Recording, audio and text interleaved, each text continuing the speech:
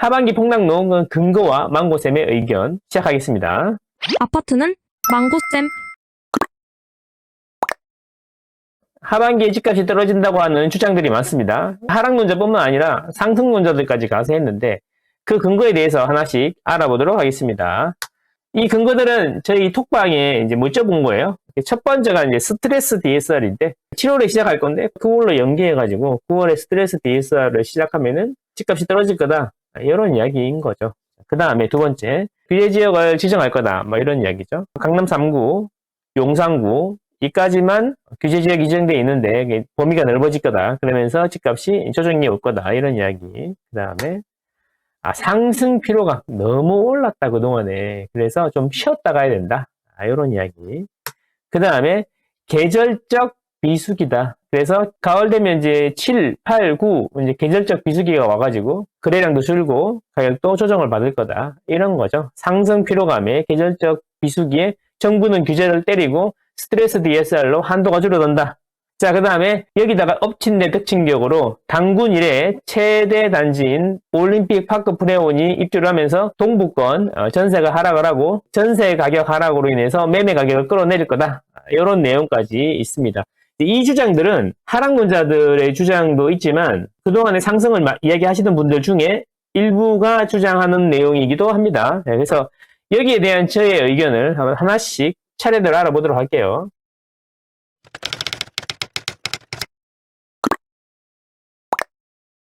스트레스 DSR이죠. 스트레스 DSR을 1, 2, 3단계로 지정을 해서 할 거다. 이런 이야기인데, 스트레스 DSR 2단계를 시행하려고 그랬는데, 7월 달에 시행하려고 그러다가 9월로 연기했으니까, 7월에 하락할 게 9월로 연기됐다. 이런 이야기인 거죠. 정부가 정신이 있냐, 없냐. 지금 집값이 이렇게 날리시는데, 이런 이야기입니다. 하락 이야기하다가 갑자기 집값이 오르고 있다는 거 인정하는 건가? 인정? 그렇죠? 자, 그러면 스트레스 DSR에 대해서 좀 이해할 필요가 있는데, 스트레스 DSR은 이런 거죠. 대출 한도를 줄이는 겁니다. 한도를 줄이기 위해서 이율이 오른 것처럼 가정해서 하는 거죠. 예를 들면, 지금 대출을 3% 초반대에 받고 있는데, 실제로 대출 한도를 계산할 때, 여기에 1% 정도 가상금리를 더해서 한도를 산출하는 거죠. 실제로 내가 받는 거는 3.5%인데, 1% 내에서 4.5%로 한도를 계산하니까 한도가 줄어드는 거죠. 그렇다고 해서 내 대출금리가 3.5가 4.5가 되는 건 아니에요. 이걸 많이 헷갈리시는 분들이 계시더라. 이런 이야기죠. 예, 그쵸? 어쨌든 이거를 2단계를 시행하면 현재 대출금리에서 0.75% 가산해가지고 한도를 산출하고 그러니까 한도가 줄어든다. 이런 이야기죠. 그러면 이제 대출 한도가 줄어드니까 어차피 아파트 거래는 대출을 먹고 사는 거니까 가격이 떨어질 거다. 이런 이야기인 거죠. 오, 그럴싸한데. 근데 이게 7월에 시행될 예정이었는데, 2달 연기하면서 9월에 시행되니까 9월부터 떨어질 거다. 이런 이야기죠. 자, 그런데 저는 이런 말씀을 드리고 싶습니다. 일단 스트레스 DSR이 이자가 올라가는 건 아니에요. 한도가 축소되는 거예요. 그러면 한번 생각해 봅시다. 대출 규제가 지금보다 훨씬 심하던 때가 있죠. 지난 정권 때인데 대출 규제, 다주택자는 아예 대출이 안 됐고, 규제 지역은 15억 이상도 대출이 안 됐고, 그랬었습니다. 자, 그런데 가격이 떨어졌나요? 가격이 안 떨어졌죠. 왜 그랬을까요? 금리가 낮아서? 예, 금리가 낮아서 그런 것도 있지만 집값이 오르니까 무슨 수를 써서라도 집을 사야 된다는 생각에 연결해가지고 뭐 다른 방법으로 여러 가지 방법으로 우회해서 집을 사게 됩니다. 근데 너무 비싼 건 못 사니까 이제 싼 것들을 사면서 전방위적으로 오르게 된 거죠. 자, 그래서 제 이야기는 뭐냐면 심리가 이렇게 떡상하고 있잖아요. 계속 말씀드리지만 부동산 매수 심리가 이렇게 바닥을 찍고 무섭게 올라오고 있다는 거죠. 이건 KB가가 100을 안 넘었는데 한국 부동산권은 이미 100을 넘어버렸습니다. 그래서 1년 뒤에 아파트 가격 상승을 예상하는 분들도 더 늘어났죠. 이건 한국은행 CSI 조사에서 나온 거죠. 결국 뭐냐면 이 심리가 꺾이지 않으면 한도가 조금 준다고 해서 집을 안 사지 않는다. 이런 이야기죠. 한도가 2천만 원 줄어서 못 사면 2천만 원 싼 걸 사겠죠. 그죠? 예. 아라를 안 사고 그 단지 내에서 뭐 저층을 산다든가 중층을 산다든가 큰매를 산다든가 아니면 좀 더 싼 동네로 간다든가 이렇게 하겠죠. 그게 중요하다 이런 이야기죠. 그래서 심리가 지금 너무 떠있기 때문에 스트레스 DSR 9월에 시행한다고 해서 그 영향이 클까? 이런 생각인 거죠. 규제지역 선정 이야기가 있습니다. 규제지역을 선정하면 조정지역이나 투기과열지구를 선정하는 건데 이거는 항상 우리가 이제 했잖아. 풍산효과. 잠시 조용하다가 규제지역 지정하면은 그 다음에 규제지역 지정 안 되는 곳으로 가죠. 이런 식으로 범위가 넓어졌는데, 자, 이 풍선 효과는 좀 생각을 해봐야 되는 게 뭐냐면, 지난 장에서는 투자자들이 되게 많았어요. 그래서 투자자들이 집을 많이 샀어요. 그래서 투자자들은 규제지역을 지정하면 규제지역에 집을 못 사니까 그 옆으로 갔죠. 자, 그러면 이 규제지역을 지정하면 지금은 실수요자 장인데, 왜냐하면 2021년, 2020년 이럴 때 서울의 갭투자 비율이 60%였는데 지금은 30%대로 떨어졌거든요. 그 이야기는 뭐냐면 실수요자들 위주로 돌아간다고 할 수 있는 거죠. 자, 물론 갭 투자를 하는 사람들도 이런 사람들이 있겠죠. 지금 당장 못 들어가니까 사두는 사람도 있을 거니까 갭 투자한 사람을 꼭 다주택자다라고 생각하기도 좀 애매한 부분이 있습니다.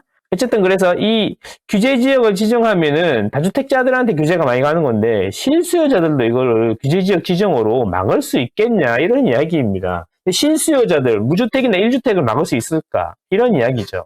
그죠? 그래서 규제지역 선정도 어차피 규제지역을 지정하면 그때 잠시 유출하겠지만 실수요자들을 막을 수 있을까? 지난 정권에서 규제지역 지정이라는 게 대부분 다주택자들을 규제하기 위해서 만든 거였잖아요. 그죠? 그리고 이번 정부의 기존은 서민이라든지 실수요자들이 집을 사는 거에 대해서 막을 생각이 별로 없는 것 같죠. 그래서 규제지역 지정도 그 순간은 효과가 있겠지만 시간이 지나면 실수요자들을 막을 수가 없기 때문에 이 효과가 좀 반감될 거다 이런 이야기죠. 자, 상승 피로감 이야기했습니다. 그동안 너무 많이 올랐잖아. 아니, 그렇게 내린다고 그러더니 뭐 또 올랐다고 인정? 인정? 자, 그래서 상승 피로감. 자, 얼마나 상승했는지 한번 보자. 그래서 한국 부동산은 기준으로 있잖아요. 전국 시도별로 2024년 1월, 2024년 6월 해가지고 월간이에요.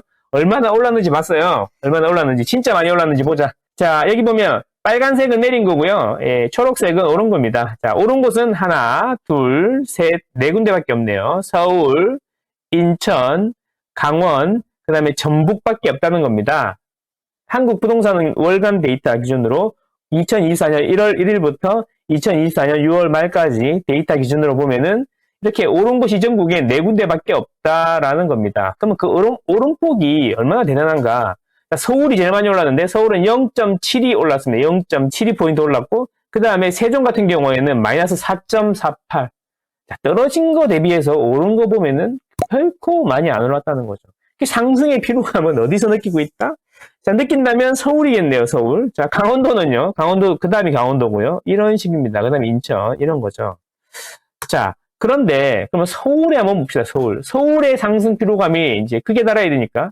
서울은 편차가 되게 심한데, 여기 밑에 안 나와서 그런데, 떨어진 데도 있어요. 노도강은 마이너스예요. 자, 어쨌든, 제일 높이 오른 데가 성동, 송파, 용산, 마포, 서초, 광진, 영등포, 이런 순서로 올랐다는 거죠.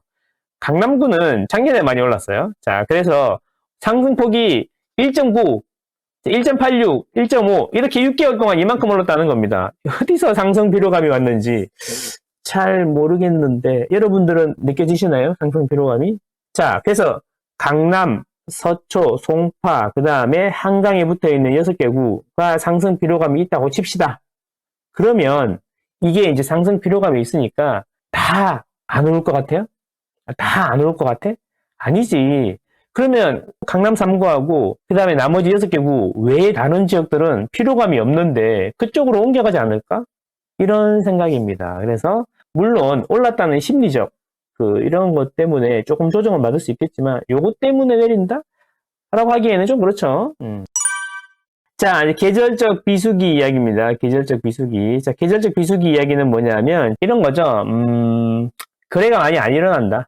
여름에는 그래도 많이 안 일어나고 하니까 가격이 많이 안 오른다. 이런 이야기예요. 그래서 제가 KB 월간 자료를 월별로 상승률을 뽑아봤어요. 1986년부터 2024년까지 무려 38년간의 데이터를 월별로 뽑아봤더니 자 보세요. 상승률이에요. 상승률 보면은 5월하고 6월이 상승률이 낮죠. 자, 그럼 7, 8, 9가 계절적 비수기라는데 7, 8, 9는 상승률이 높은데요? 높은 편에 속하는데요?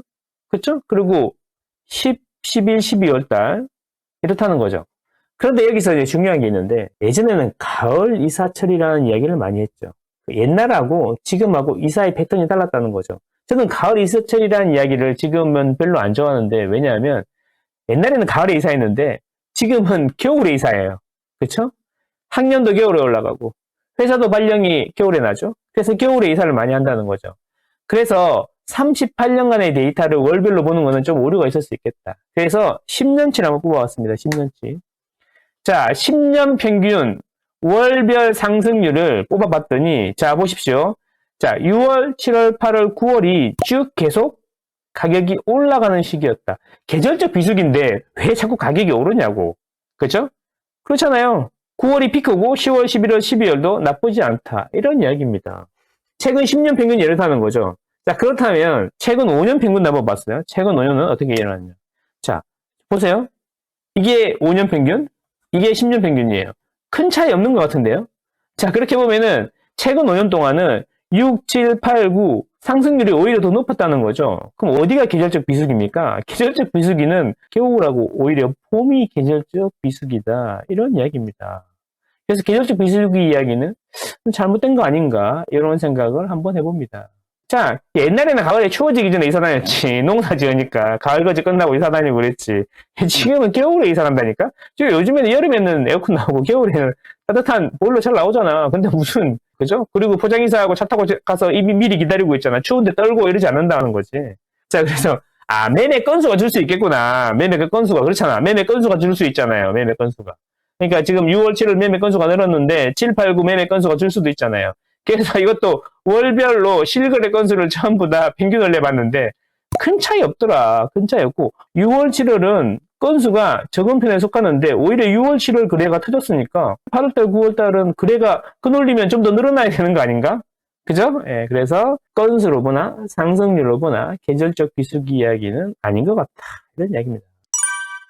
자, 드디어 나왔습니다. 동북권 전세하라. 동북권 둔천동 단군일의 최대 단지 입주로 인해서 둔천주공이죠. 올림픽 파크 포레온이라고 이제 불러드릴게.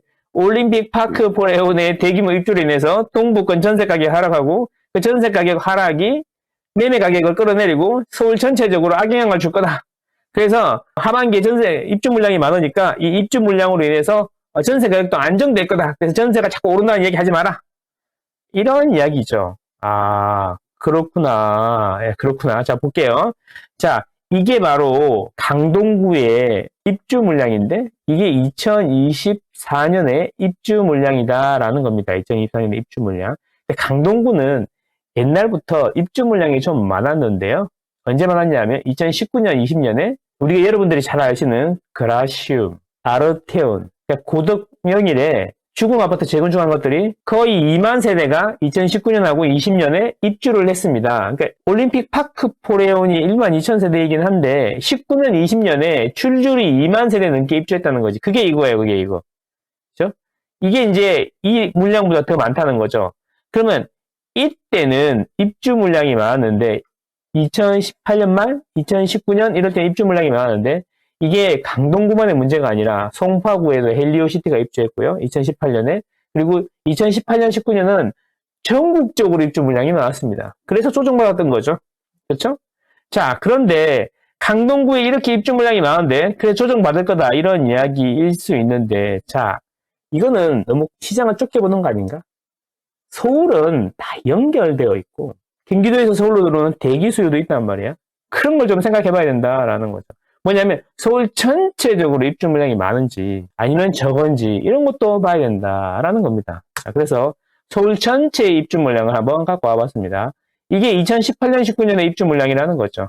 자, 그리고 2024년 입주 물량은 한참 반도 안 되죠. 10년 평균 대비해서도 1만 세대가 모자란다는 거죠. 강동구에서 1만 2천 세대가 들어오긴 하지만 서울 전체적으로 2만 5천 세대밖에 입주를 안 한다는 거예요. 정부에서 입주 물량 통계 내는 것은 우리 민간에서 내는 거랑 많이 다른데 정부에서는 뭐 공공주택, 청년주택 이런 것까지 다 포함한다는 거죠. 사실 우리가 아파트 이야기하면서 아파트의 정리에 대해서 한번 생각해 볼 필요가 있어. 도시형 생활주택, 그러니까 도시형 생활주택 이런 것도 다 아파트로 봐야 되는 거냐? 그리고 청년주택 이런 것도 다 아파트로 봐야 되는 거냐? 여러분들 생각은 어떻습니까? 그죠? 그리고 이제 장부상, 공부상 아파트인 것들 있잖아요. 7층 이상으로 된 공동주택. 이런 것도 입주 물량으로 봐야 되는 거냐. 아파트가 도대체 뭡니까? 근데 우리가 통상적으로 아파트라고 생각하는 거는 도대체 뭐냐 이거지. 그 정의가. 이런 게 이제 조작적 정의가 필요한 건데, 제 아파트의 정의는 뭐냐면, 네이버에 등록돼서 거래되는 곳을 아파트라고 생각합니다.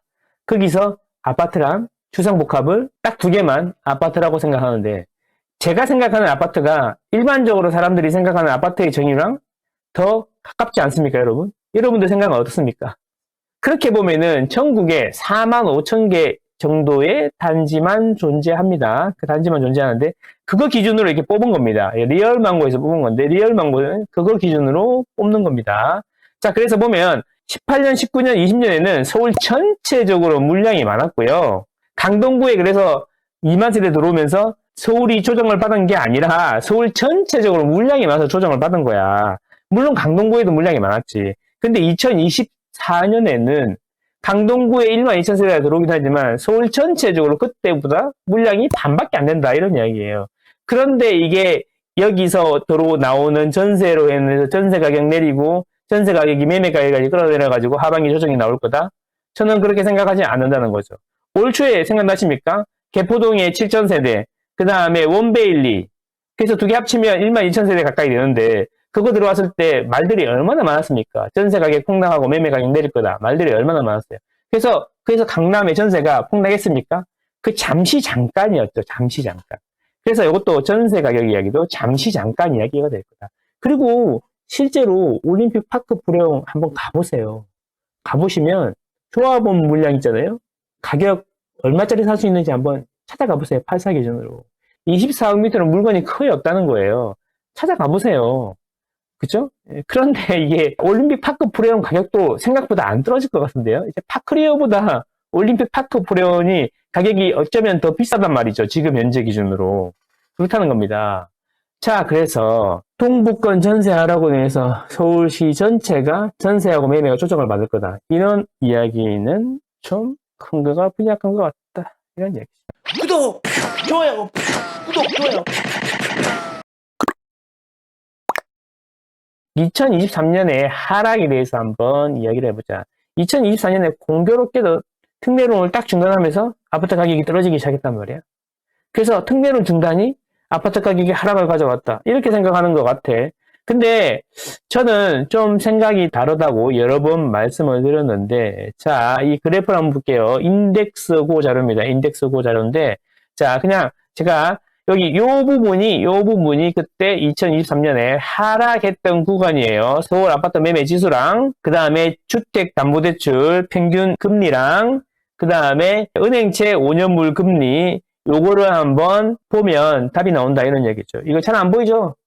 확대를 한번 해보겠습니다. 보시면 제일 위에 게 뭐냐면 은행채 5년물 금리예요. AAA. 이게 뭐냐면 고정금리 대출의 기준이 되는 거죠. 그리고 이제 여기 색깔은 뭐냐면 은행에서 취급한 주택담보대출 평균금리입니다. 평균금리. 은행에서 특례론 말고 대출 받는 사람들의 금리라는 거죠. 이게 튀었잖아요. 이렇게 훅 올라갔잖아. 금리가 뭐 거의 발작이지 발작. 훅 올라갔잖아.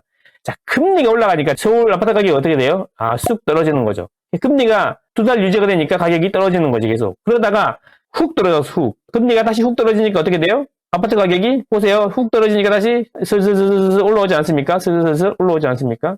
그래서 2023년의 하락은 특례론의 중단의 영향이라기보다는 실제로 대출금리가 올라가서 그런 것 같다. 저는 이런 생각이다라는 거죠. 여러분들 생각은 어떻습니까? 자, 그래서 2024년 하반기에 다시 하락이 올 것 같습니까, 여러분? 서울만 놓고 봅시다, 서울. 지금 서울 이야기하는 거니까 서울만 놓고 보면 서울하고 경기도 일부 지역을 보면 다시 하락할 것 같냐, 이런 거죠. 저는 이런 생각합니다. 너무 세게 올랐기 때문에 조정을 받을 수는 있겠다. 근데 이게 추세적인 하락이 온다? 이런 생각은 들지 않는다는 거죠. 만약에 추세적인 하락이 오거나 아니면은 하락폭이 커지려면, 하락이 와서 몇 달 가려면은 금리가 움직여야 된다는 거죠. 금리가. 대출금리가 위로 많이 뛰어야 된다는 거죠. 그럴 수 있을까? 미국은 당장 7월에 금리 내린다는 이야기도 있고, 이제 우리는 거의 두근두근 하잖아. 이제 뭐 다음 달이냐, 다다음 달이냐, 뭐 9월이냐, 막 이런 생각하고 있잖아. 금리 한번 내리는 거 있죠? 기준금리 내리는 거. 다 이런 생각하고 있지 않습니까, 여러분? 자, 그래서 금리가 발작을 해서 다시 튀어가지고 몇 달간 유지될 가능성이 있냐, 이런 거라는 거죠.